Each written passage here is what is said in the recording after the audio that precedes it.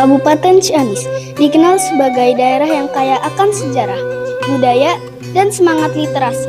Di Tanah Galuh ini, banyak tokoh yang menginspirasi untuk terus membaca, menulis, dan mencintai warisan budaya.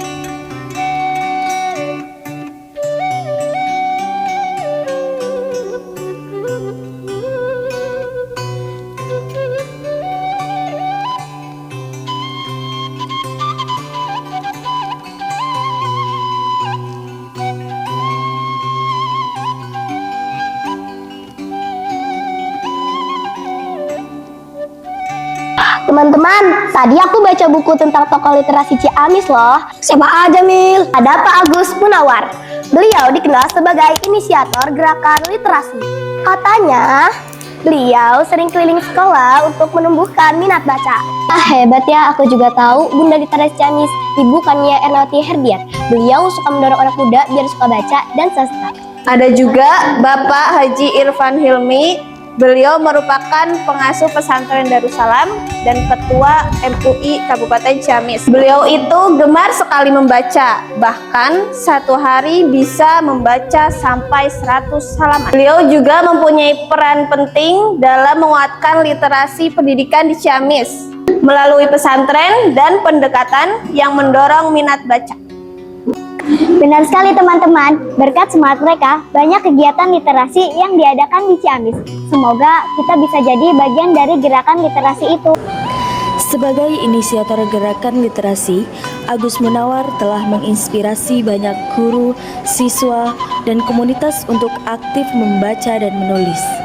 Perannya menjadi fondasi penting bagi tumbuhnya budaya literasi di daerah ini.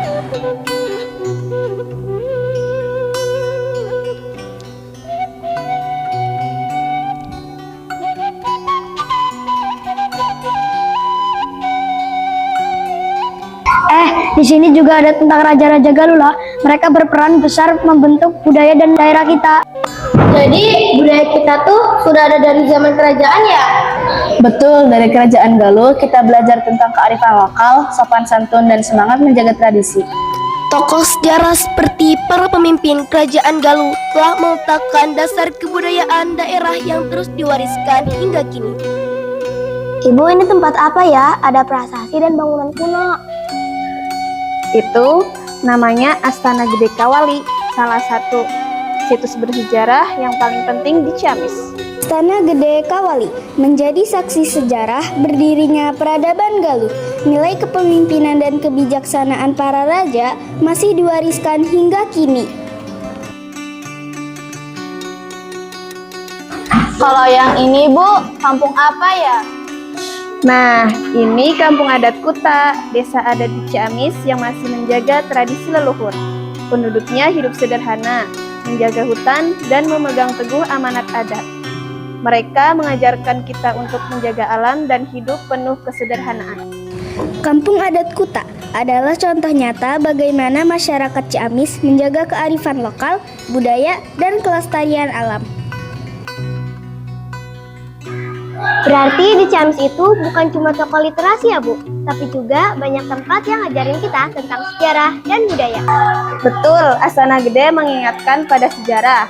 Kampung Kuta mengingatkan pada kearifan lokal. Dan tokoh literasi mengingatkan kita untuk terus belajar.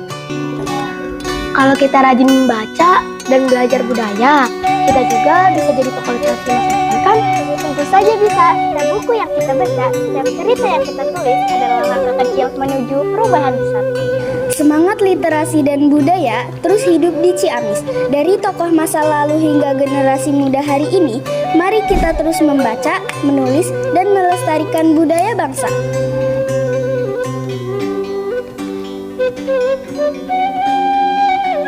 Thank you.